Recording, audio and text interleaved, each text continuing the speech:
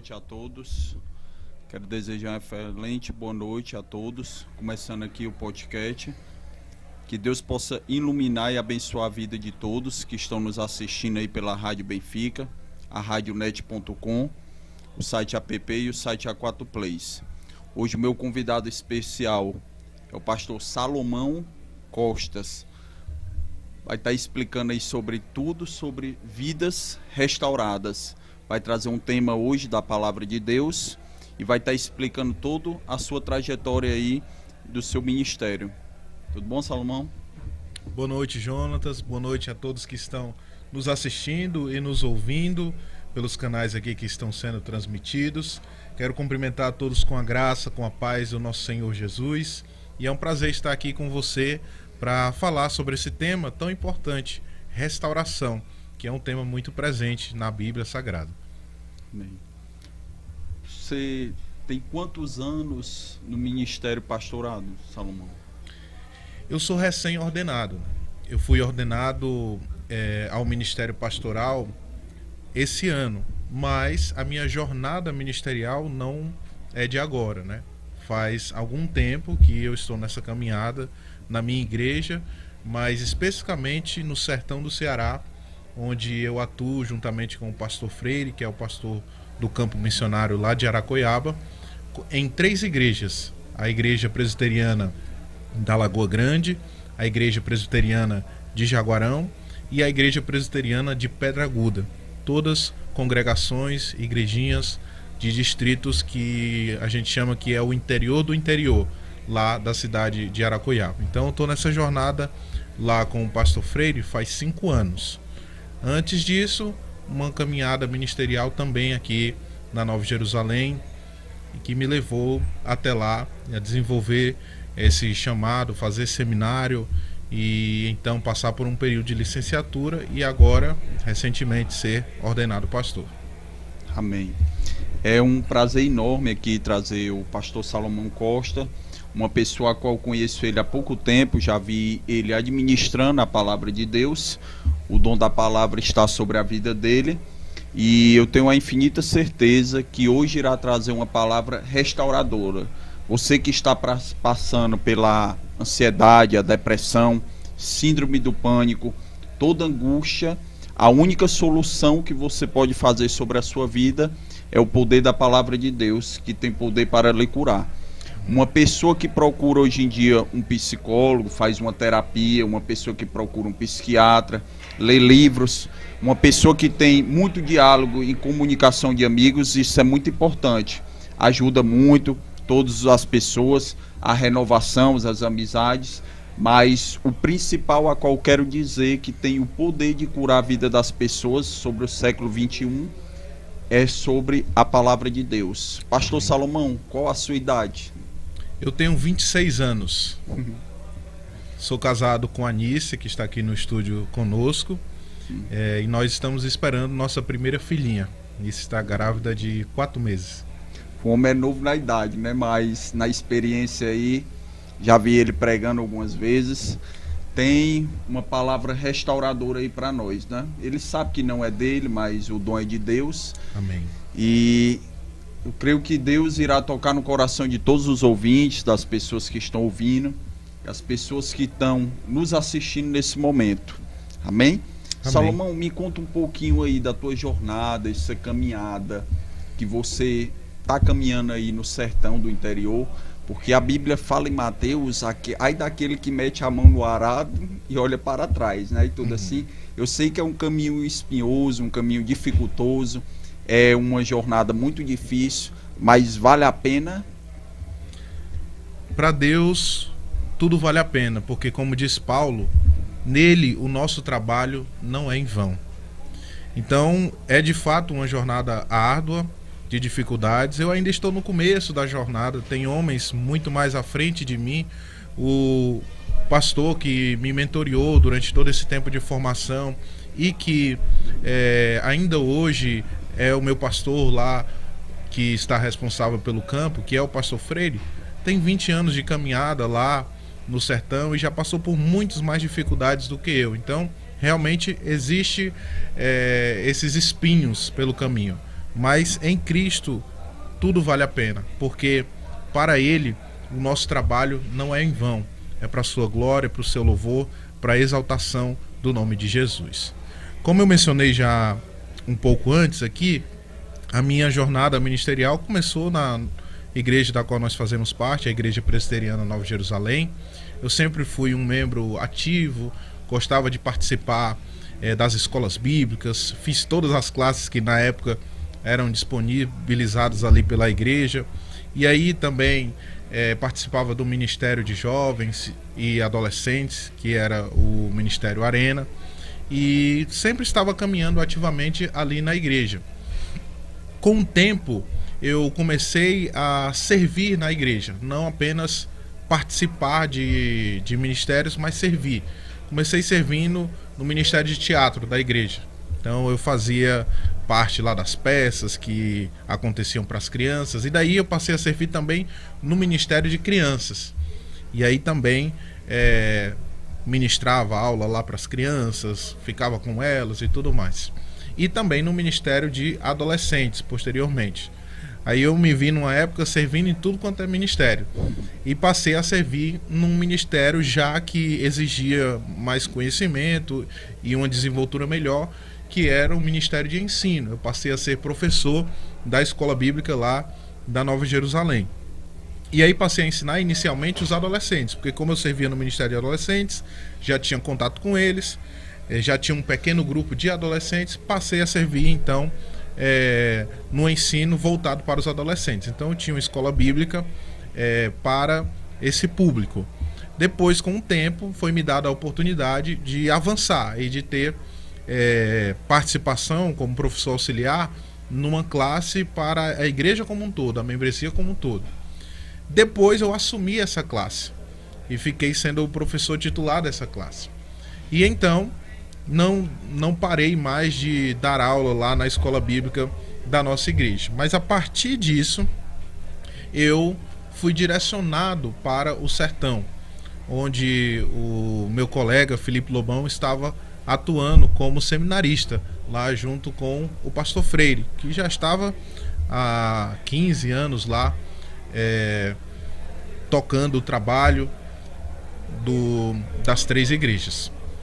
E aí conversei com o Lobão, ele falou sobre o desejo de abrir ou reabrir, reativar a escola bíblica das igrejas lá do sertão, que não estava funcionando, e eu disse que estava disponível, que queria ser útil para os irmãos lá do sertão com essa área do ensino, né? E aí isso foi feito. Nós começamos a escola bíblica lá, eu comecei a ensinar na Igreja Presbiteriana de Pedra Aguda, e esse período foi aquele período pré-pandemia. E logo que começou, o trabalho estava começando a andar de ensino de escola bíblica, estourou a pandemia. Aí parou, né? Nós continuamos de maneira virtual, só que a efetividade das coisas virtualmente lá no sertão ela é muito pequena, sabe? Então as pessoas não compram muito a ideia do virtual. Então, embora a escola bíblica estivesse continuando de maneira virtual, mas ela não foi tão efetiva quanto estava sendo de maneira presencial. Só que tinha os cultos. E os cultos não. O pessoal participava. E aí o pastor Freire, juntamente com o Felipe, começaram a me chamar para participar dos cultos das igrejas, não apenas de ser um professor da escola bíblica, mas estar lá junto nos cultos, isso tudo ainda virtualmente. E aí eu fui participando desses cultos, uma vez ou outra eles me chamavam para pregar nesses cultos, ainda tudo de maneira online, até que a pandemia se acalma um pouquinho, os cultos começam a voltar, e aí eu já me vi totalmente envolvido, imerso ali no trabalho do sertão. Já ajudava o Felipe, já ajudava o pastor Freire e estava ali como um colaborador deles dois nessa empreitada que eles tinham ali no sertão. E o pastor Freire, com a sua sabedoria, então chegou para mim para conversar comigo sobre as minhas perspectivas ministeriais. E aí ele me colocou na parede, digamos assim. Olha, o que que você exatamente está fazendo aqui? Você tem um dom, nós sabemos, eu enxergo em você esse dom, isso o pastor Freire disse para mim. Você pode ministrar essas igrejas, pode ser alguém que pode ser útil aqui à comunidade de fé, não apenas como professor, que você já é e já faz, mas talvez como um pastor. E aí eu pensei, orei sobre isso, conversei mais ainda com o pastor Freire algumas coisas e tomei a decisão de oficialmente entrar nessa jornada ministerial. Continuei lá com o pastor Freire, desenvolvendo no sertão essa jornada ministerial. Iniciei o seminário, fiz os 4 anos lá de seminário, fiz seminário pelo Seminário Foco, que é um seminário de orientação reformada, bastante excelente mesmo. E terminei o seminário, caminhando 4 anos, juntamente com o Felipe, com o pastor Freire, lá no sertão, sendo moldado, sendo ali aparado, chamado a atenção naquilo que deveria, elogiado naquilo que também se deveria. E depois desse tempo, eu fui para um período que a gente chama de licenciatura, porque na igreja presbiteriana, para você que não sabe, a caminhada para se formar um pastor, ela é muito longa. Ela não é algo assim rápido, como talvez seja em outras denominações. Você tem que ser membro da igreja há pelo menos 5 anos, você tem que ter o aval da membresia e do conselho da igreja para ser recebido como um aspirante, um candidato ao ministério pastoral. Você tem que fazer o seminário lá de pelo menos 4 anos para se formar em teologia.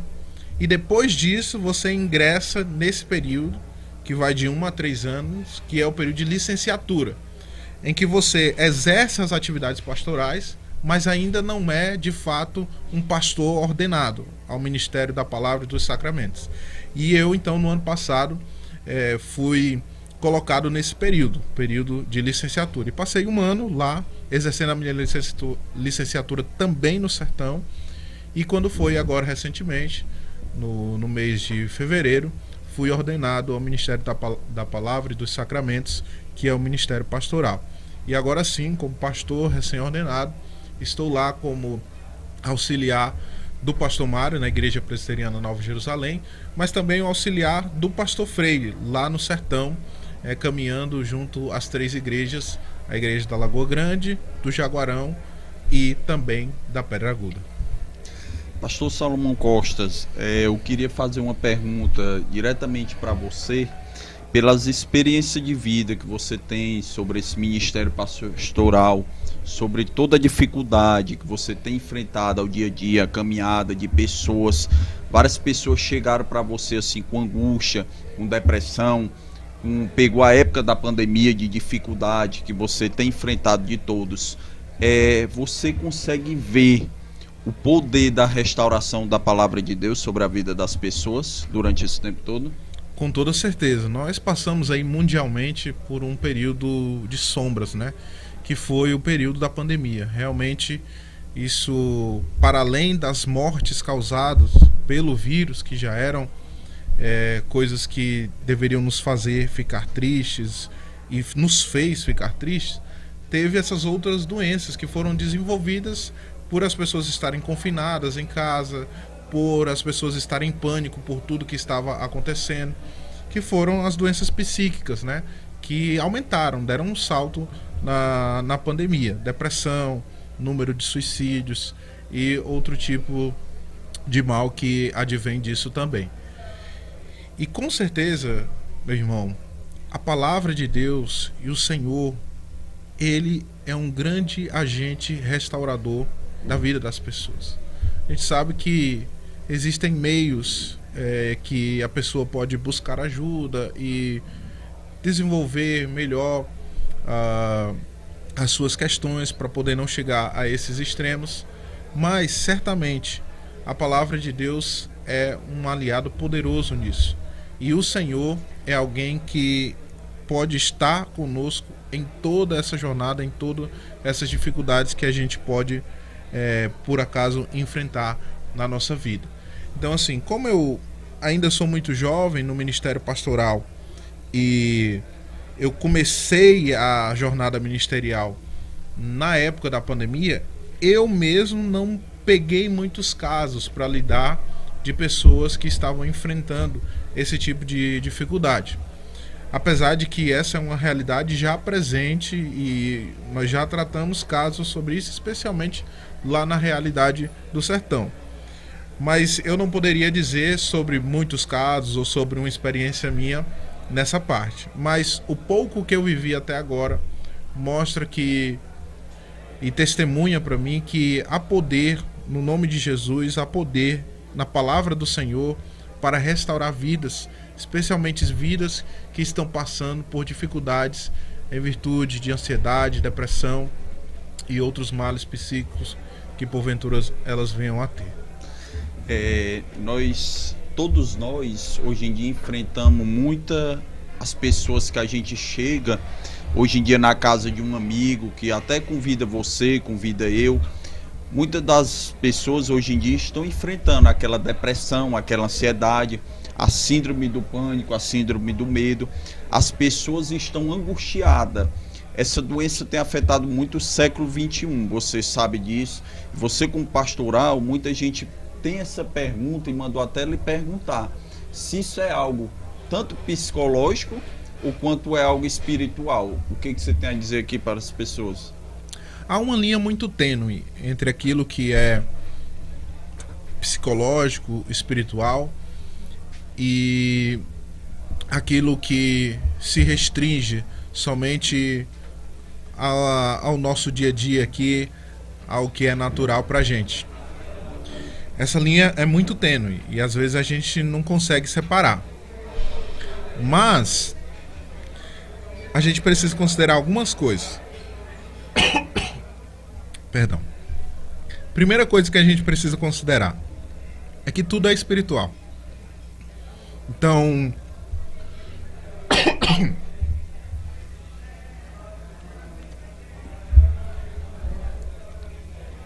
todas as esferas da nossa vida, elas abarcam um pouco de espiritualidade. Então tudo é espiritual de alguma forma.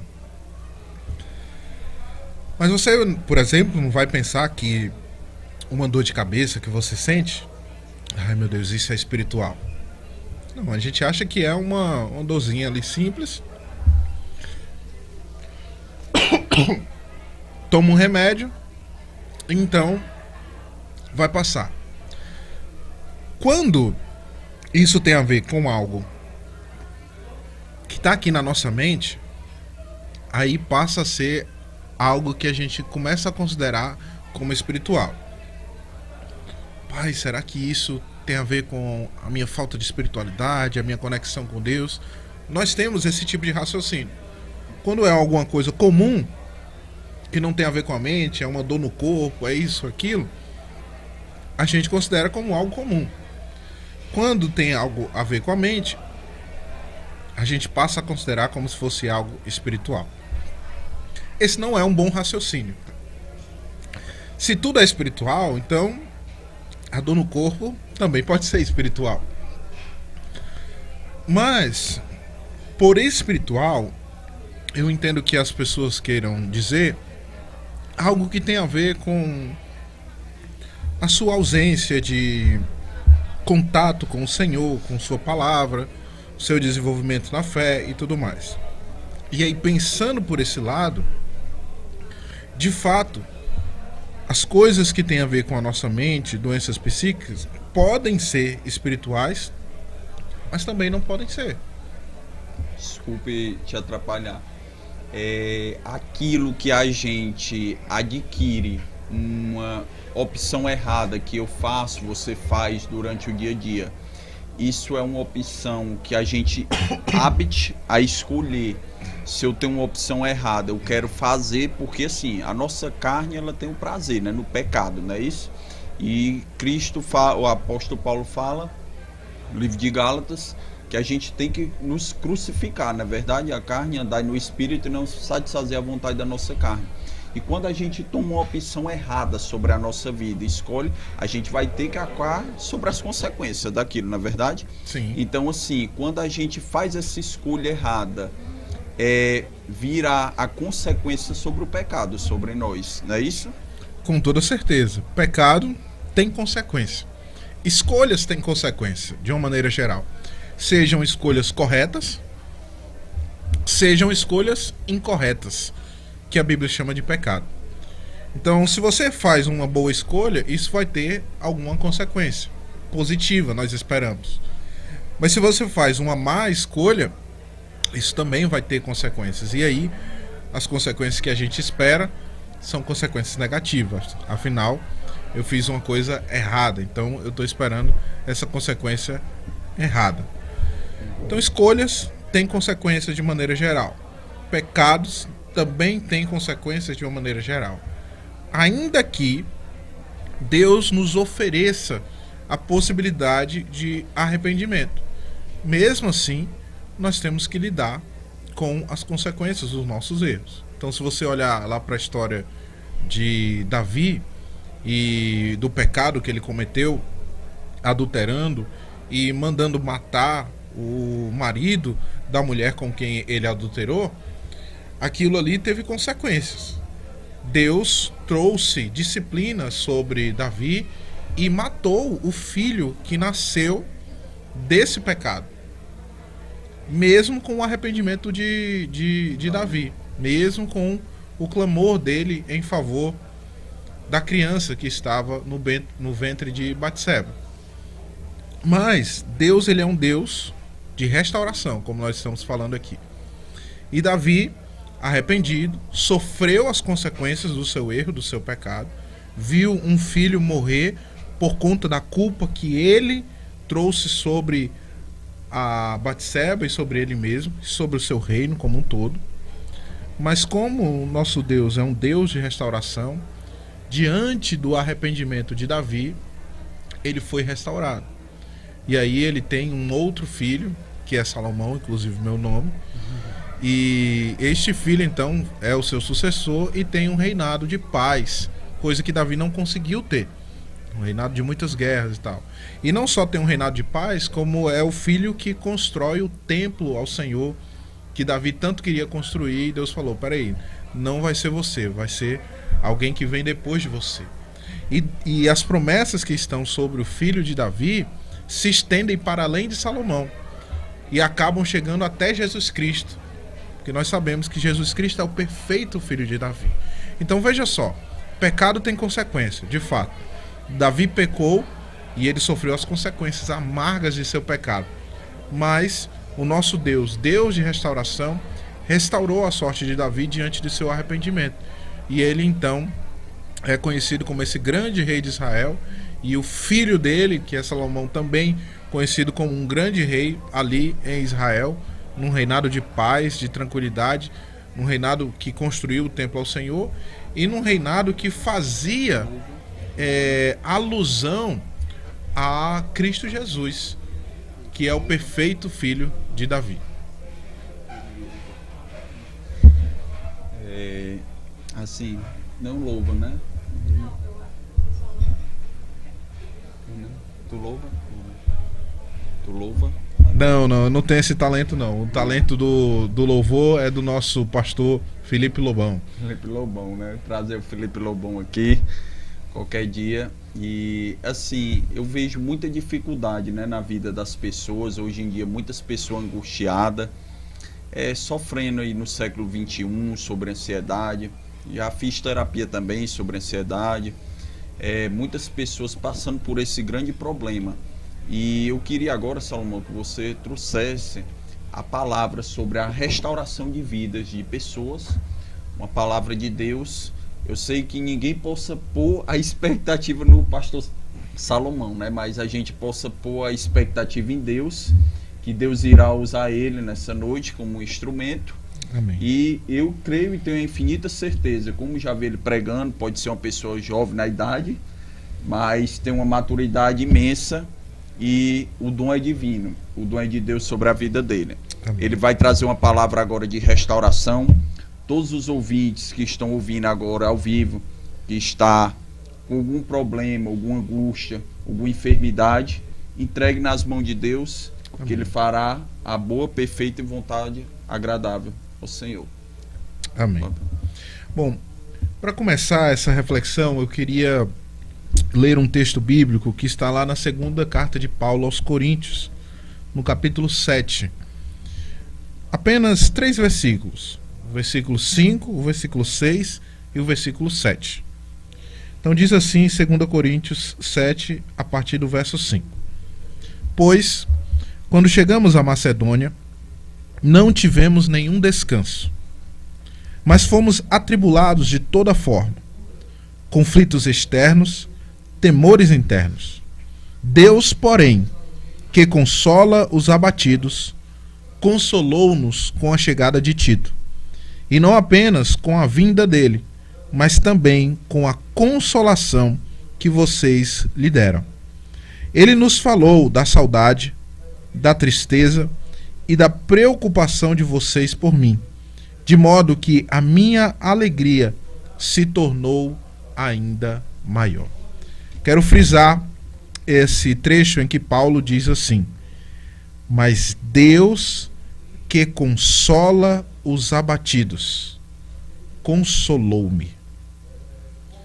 Paulo, ele foi o grande apóstolo da igreja. Ali no período primitivo, ele foi o maior missionário que já teve e que plantou a maioria das igrejas que nós conhecemos ali do período bíblico. Mas, como nós mencionamos aqui no início, a vida ministerial, a jornada ministerial, não é somente flores. Ela tem espinhos, tem percalços, tem momentos difíceis. E Paulo não estava livre disso, pelo contrário. Paulo sofria bastante. Sofria muito ali como um pastor, como um apóstolo, como um missionário da igreja. Ele sofria perseguição. Então, muito mais do que uma perseguição que muitas vezes a gente sofre de uma maneira velada, de alguém que não quer que você faça isso, não quer que você faça aquilo, não quer você no mesmo ambiente, porque você tem uma fé diferente. Muito mais do que isso, Paulo sofria uma perseguição real, de fato. Ou seja, ele era perseguido ao ponto de ser preso, como ele foi muitas vezes, ao ponto de ser açoitado, como ele foi muitas vezes. Mas para além de tudo isso, o que mais entristecia e doía no apóstolo Paulo era quando ele tinha algum problema com os seus irmãos, com pessoas que estavam com ele na caminhada cristã e de alguma forma se desentenderam dele, arranjaram alguma briga com ele e ele então estava de uma maneira não saudável com aquela pessoa. Isso era o que mais entristecia o apóstolo Paulo. E é esse o caso que está acontecendo no trecho que nós lemos. O apóstolo Paulo, ele tinha plantado a igreja em Corinto. Ele tinha sido o pastor daquela igreja por muito tempo. E depois ele tinha saído para plantar outra igreja, porque ele era esse missionário itinerante que saía pelas regiões plantando igrejas, convertendo vidas, proclamando a verdade do Senhor. Só que aí, quando ele saiu, a igreja de Corinto começou a receber outras pessoas. E essas outras pessoas começaram a trazer um discurso um tanto quanto encantador, mas um discurso que desprezava o que Paulo havia feito. Então começaram a dizer que ele não era um apóstolo verdadeiro, que ele não era alguém que tinha autoridade, que ele não era alguém que tinha sabedoria, eloquência, persuasão. E aí o povo lá de Corinto, mesmo tendo sido plantado pelo apóstolo Paulo, começou a receber aquelas ideias e a acreditar, porque o povo de Corinto era muito fissurado por pessoas que falavam bonito. Então chegaram lá os superapóstolos, cheios de poder, falando bonito, eles começaram a ficar encantados com aquilo, e quando aquele povo começou a dizer que Paulo não prestava, que eles eram melhores e tal, o povo de Corinto foi se convencendo. E aí começou na igreja a ter uma série de divisões, problemas de toda ordem. de ordem sexual, de ordem litúrgica, e a igreja ficou uma confusão. Aí Paulo escreve uma carta quando ele sabe disso. Como assim? A igreja que eu plantei está nessa situação. Ele escreve a primeira carta aos Coríntios, que é o nosso livro hoje de 1 aos Coríntios. E é uma carta de repreensão. Paulo traz vários erros que a igreja estava cometendo e pede então para que eles se arrependam desses erros, eles tomem algumas providências.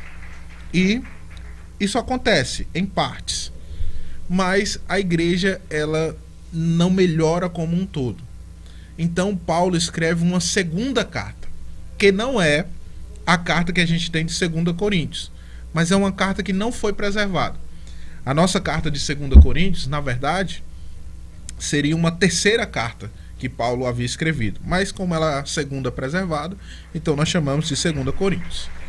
Nessa carta, em que ele faz referência aqui no texto que nós lemos, ele escreve de uma maneira dura para com os coríntios.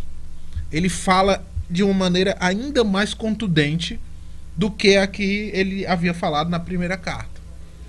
De tal modo que essa carta perdida, que a gente não tem preservado hoje, é conhecida como carta severa. A carta de Paulo dura, porque ele precisava ser duro com aquele povo que estava em pecado, que estava fazendo coisas contrárias à palavra de Deus, que não estavam aceitando o verdadeiro evangelho, e que estavam com uma confusão na igreja de toda a ordem por conta desse aceite de coisas que não eram coisas verdadeiras, que eram as coisas que esses falsos apóstolos traziam, esses falsos mestres traziam. Então, resultado, Paulo escreve essa carta e ele mesmo fica apreensivo. Ele mesmo fica abatido. E por quê? Porque ele estava com um problema com os seus irmãos. O povo ali de Corinto estava com um problema com o apóstolo Paulo.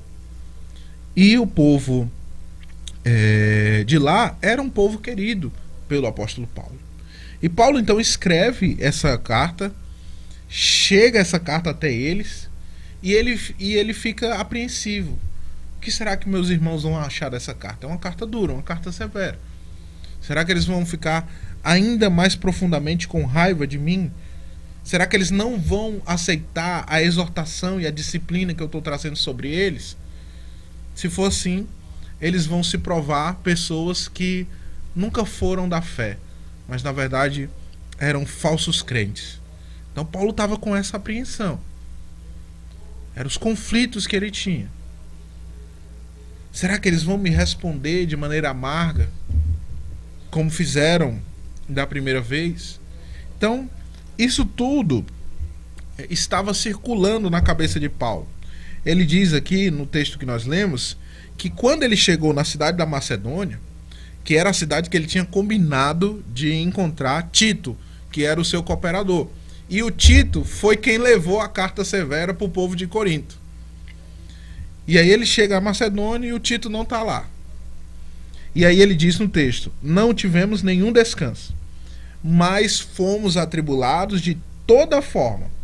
Aí ele diz: conflitos externos, ou seja, alguma coisa ali externamente estava acontecendo, talvez perseguição, talvez pessoas que estavam repreendendo Paulo, não queriam que ele falasse ou algo do tipo, mas também temores internos. E aí estava aqui nesses temores a aflição de Paulo com relação ao povo de Corinto. O que será que eles vão responder? Será que eles vão aceitar a disciplina que eu pus sobre eles? Será que eles vão reconhecer o erro?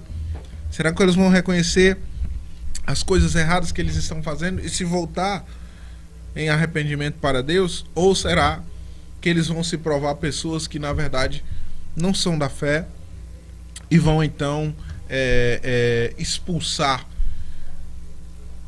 eles mesmos do meio da fé? Então Paulo tinha esse temor, porque ele havia plantado aquela igreja. Será que essa igreja vai se acabar em ruína? Ou essa igreja vai se voltar para Deus? Paulo tinha esse conflito. Esse era o temor interno aqui de Paulo. Aí ele dá a virada de chave no texto que nós lemos e diz que o Deus que consola os abatidos o consolou, porque de repente Tito chegou. E não só Tito chegou, como Tito chegou trazendo uma boa notícia. E aí Paulo diz o seguinte: e não apenas com a vinda dele, mas também com a consolação que vocês lhe deram. Aí ele diz que o Tito falou que os coríntios estavam com saudade, estavam tristes e estavam preocupados com Paulo. Ou seja, aqui já é o caminho para o arrependimento dos coríntios. Se a gente for continuar esse trecho que nós lemos, a gente vai ver que de fato eles se arrependeram.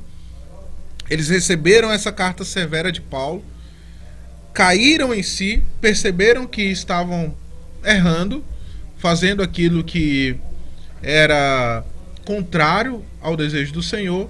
Então eles se arrependem e pedem perdão a Paulo e começam a se voltar para Deus.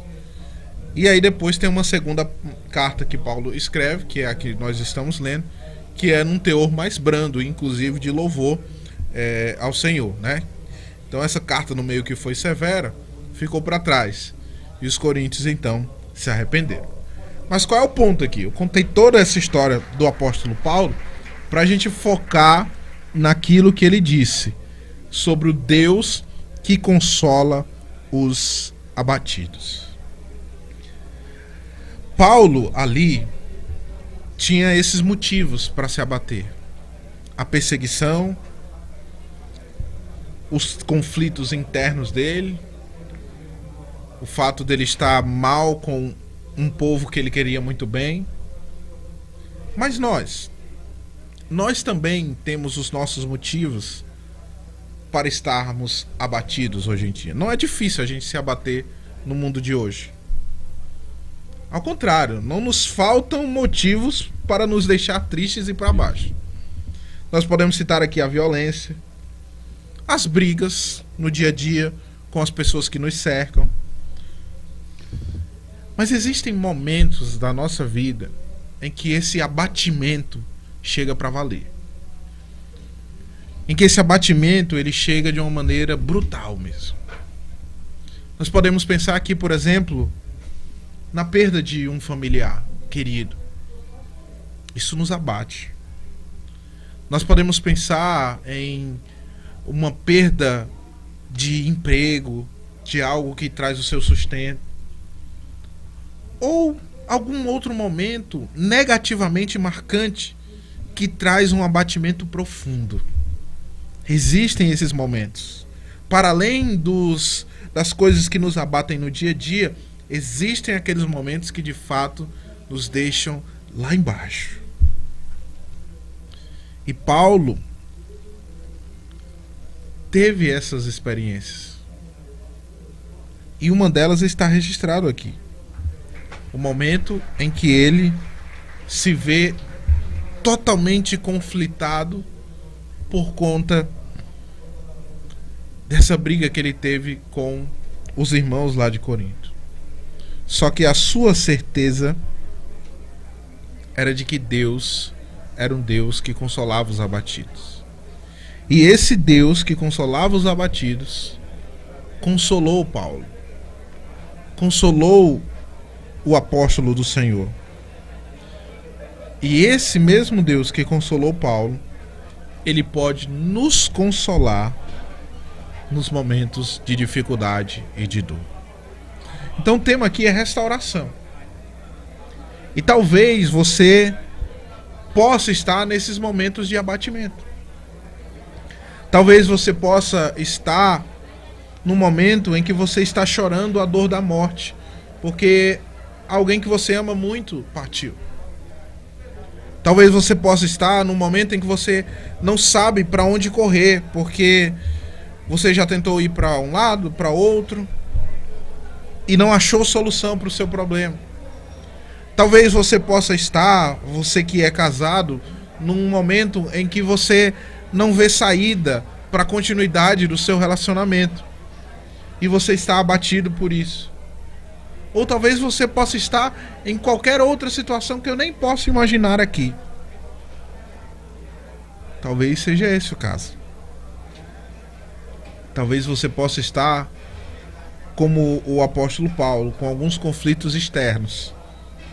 Ou talvez você também, como ele, possa estar com alguns conflitos internos. Coisas que têm te deixado para baixo internamente. Como o que foi considerado aqui pelo Jonas. Algumas doenças psíquicas. Ansiedade, depressão, que nos deixam, como o próprio nome já diz, deprimidos, para baixo. Talvez você possa estar envolvido negativamente por algum desses problemas. E a mensagem que eu tenho hoje para você é essa do apóstolo Paulo. Que o nosso Deus é um Deus que consola os abatidos. O nosso Deus é um Deus que traz alegria aos deprimidos. Veja o que Paulo disse. Ele disse que a alegria dele se tornou ainda maior. Como assim? Se ele era um cara que há 2 versos atrás disse que estava abatido, com conflitos externos, com temores externos, sem nenhum descanso. Como assim? Ele agora tem uma alegria ainda maior. É porque Deus o consolou. Deus o trouxe de volta à alegria. Deus o trouxe de volta à festa. Porque Deus é um Deus que consola os abatidos. Então, meu irmão e minha irmã, você que está passando por um momento complicado de abatimento, você que está passando por um momento de dificuldades na sua vida, você que está abatido, você que está deprimido, confie no Deus que pode te consolar. Confie no Deus das Escrituras. Confie no Deus da palavra. No Deus sobre o qual o apóstolo Paulo está falando aqui. Recorra a Ele. Agarre a sua palavra. Leia diariamente. Porque o Senhor pode restaurar a sua vida. O Senhor pode consolar a sua dor. O Senhor pode te trazer de volta à razão. O Senhor pode te trazer de volta à fé. Por isso esteja ao seu lado, procure uma igreja. Aconselhe-se com um pastor. Não fique aí sozinho. O Deus das Escrituras é capaz de consolar os abatidos. Ele é um Deus que talvez já tenha te consolado em uma situação difícil. Recobre isso. Traga à memória aquilo que pode te dar esperança. As vezes em que o Senhor te consolou. Ele pode fazer isso novamente. Não importa se a sua dor é maior, se o seu problema é mais profundo. O Deus que consolou a Paulo é o mesmo Deus que pode nos consolar. O Deus que consola os abatidos. Ele é um Deus que pode transformar a sua realidade, restaurar a sua vida, que pode trazer de volta aquela alegria que está perdida ou que você acha que está perdida. Por isso, meu irmão e minha irmã, ouvintes, espectadores, lembre-se, Deus é um Deus que consola os abatidos. E nós devemos recorrer a Ele nos nossos momentos de dor, nos nossos momentos de aflição, nos nossos momentos em que nós estamos passando por grande tribulação. Ele pode nos consolar e restaurar a nossa sorte. E eu quero terminar lembrando a você que o nosso Deus, Ele não é um Deus que apenas nos traz uma reconciliação ou uma restauração diante de uma briga, por exemplo. Ele faz isso, como ele fez com o apóstolo Paulo. Mas Ele é um Deus que, para além de uma restauração, de um estado de saúde, de um estado emocional, Ele nos traz uma restauração, um renovo, um consolo espiritual. E Ele faz isso através de Cristo Jesus, que é o consolo maior do Senhor. Ele morreu na cruz do Calvário. Ele partiu o seu corpo. Ele derramou o seu sangue por amor e em favor de mim e de você,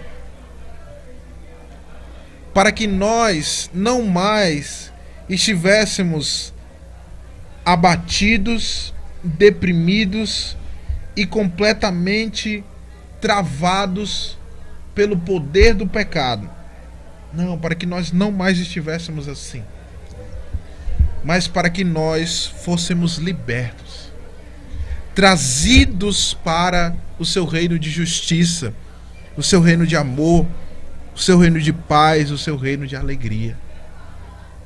Para que nós pudéssemos ter parte na eternidade.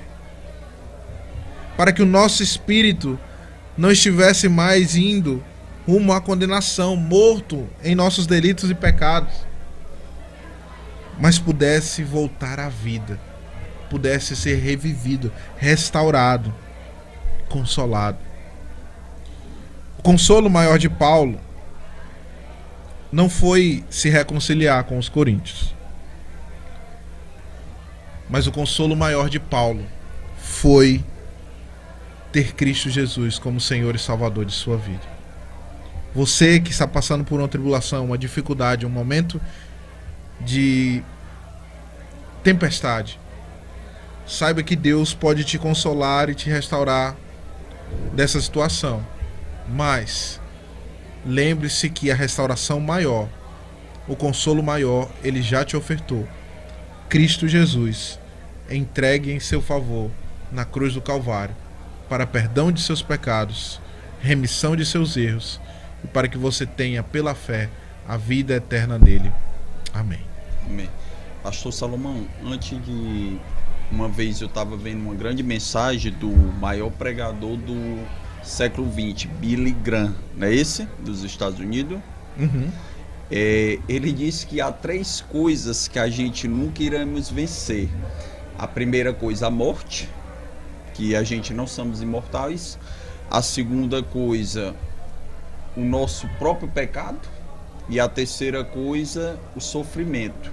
A gente pode passar por diversas alegrias, como eu estava passando por constante alegria esses meses, e aconteceu algo que me frustrou um pouco, tirou a minha paz, tirou a minha felicidade a qual eu estava enfrentando. Mas a vida com altos e baixos, a qual a gente enfrenta direto, ano passado no mês de abril, eu passei por uma grande dificuldade financeira e Deus tem restaurado, abençoado a minha situação financeira. Passei por transtorno de ansiedade, por angústia, por algumas coisas, estava passando. E quando a gente vê esse tema de restauração, uma vez nosso pastor Mário pregando e falando, dizendo que isso tudo é fundamental a gente passar, porque gera o amadurecimento, a experiência, e a gente chega a contar para as pessoas o que Deus ele tem feito sobre a nossa vida. E a grande pergunta que eu queria lhe fazer, como a gente tem pouco tempo, é sobre tudo isso. Em vez a gente não vencer o pecado, não vencer a morte, e se a gente for olhar, mesmo a gente passando por constância e felicidade, a gente veio para sofrer na terra, não é isso? A gente passa por sofrimento, por angústia, por doenças físicas, doenças psicológicas, uma perca de um familiar e tudo.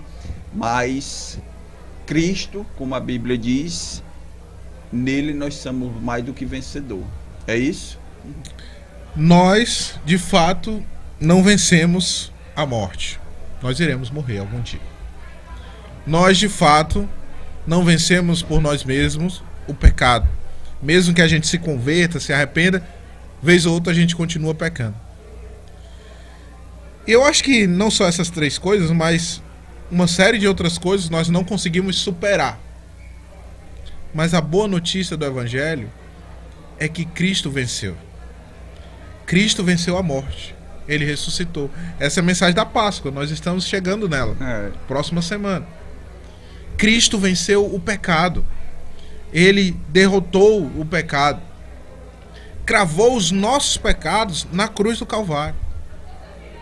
E Cristo vence todos os nossos medos, todos os nossos temores, todas as nossas aflições. Cristo Jesus, nosso Senhor, venceu. Nós não vencemos, nós não superamos, mas nós, pela fé nele, podemos ser vitoriosos, porque ele venceu. De fato, nós passaremos por aflições, e de fato as aflições são necessárias, mas em Cristo Jesus nós somos mais que vencedores e temos a vida eterna pela fé no seu nome. Amém. Amém. Antes de terminar, eu ia pedir para você fazer uma oração, pedir para Deus abençoar todos os ouvintes, todas as pessoas que estão passando por angústia, aflições, que coloque nas mãos de Deus e que você possa estar fazendo essa oração e que Deus possa abençoar a sua vida ricamente, seu ministério, seu casamento, seu filho que irá vir. Eu fico muito agradecido, muito obrigado, pastor Salomão, por você ter vindo, ter trazido a palavra de Deus, como a Bíblia diz, o que a gente aprendeu, o que a gente recebeu de graça a gente dá. E eu creio que eu vejo isso muito na vida de muitos pastores, que tem aquele prazer naquele chamado de levar a mensagem do Evangelho. E com muito prazer que Deus possa lhe abençoar ricamente a sua vida, em todas as suas áreas espirituais, materiais, suas vidas financeiras, sua vida no seu relacionamento ao dia a dia pastoral, sua vida Amém. familiar, e que você possa estar trazendo essa oração e pedir a Deus para abençoar esse tema, esse meu podcast, que irá trazer muitas restauração de vida de pessoas aqui. Amém. Amém? Vamos orar? Vamos. Senhor Deus, nós louvamos, agradecemos, porque o Senhor é bom e a tua misericórdia dura para sempre. Nós pedimos, Senhor, que o Senhor abençoe a vida do Jonatas e a vida de todos os que fazem parte aqui do staff dessa organização, desse podcast que está sendo trazido, Senhor, para objetivar, Deus, restaurar vidas. Eu rogo ao Senhor pelos ouvintes, aqueles que nos escutam, por aqueles que nos assistem, por aqueles que estão do outro lado da tela, do rádio, do computador, que o Senhor abençoe a vida deles e que o Senhor traga restauração se eles estiverem passando por algum problema, alguma dificuldade. Deus, em nome de Jesus, restaura as suas vidas, acima de tudo, não apenas em relação ao problema, mas acima de tudo, em relação à espiritualidade. Que eles tenham fé no teu nome e que eles possam ser restaurados espiritualmente. Essa é a minha oração, em nome de Cristo. Amém. Amém. Amém.